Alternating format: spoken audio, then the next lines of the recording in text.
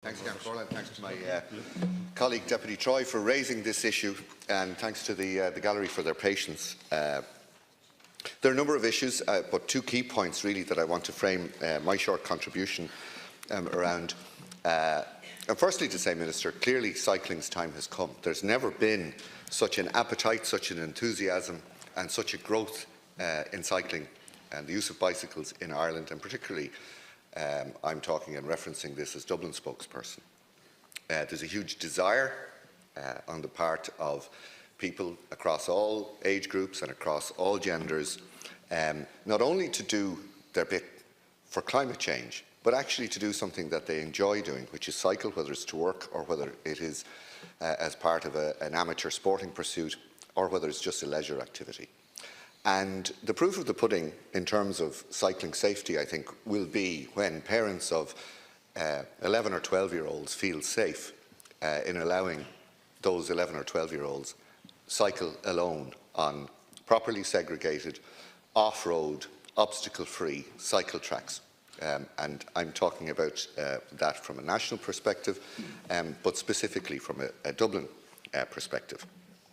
And as Deputy Troy has said, and I want to commend Deputy Troy, because on this side of the House we have raised this issue continuously, and there will be a day of reckoning on this issue of cycling, when parties will go before the people and will be able to say, these are our ideas, we've given an awful lot of thought to this, we've engaged with all the cycling bodies, regardless of size and scale, getting their ideas, getting their involvement in the development of policy and in the development of innovative policy. So there will be parties who will go before the electorate at some time in the future who will be able to say, this is what we're offering.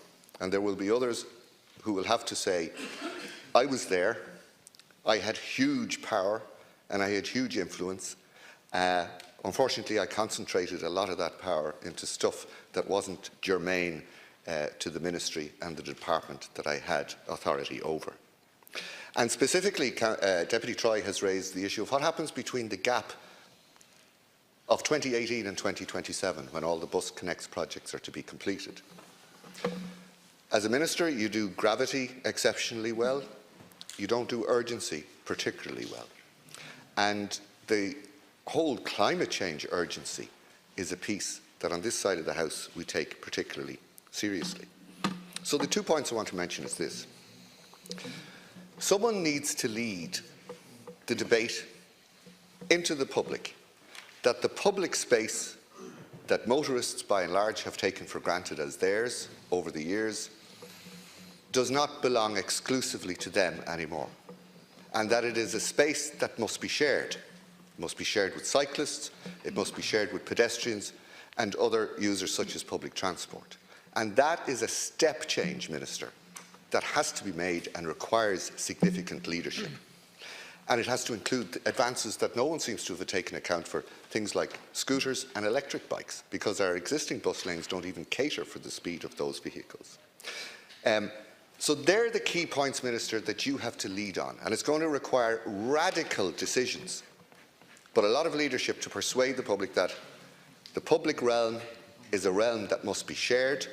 Cycling's time has come, and you must give us ideas, because we've plenty of them on this side of the House, in terms of what do you intend to do now before Bus Connects and cycling infrastructure is built out. Thanks, Councillor Corlin.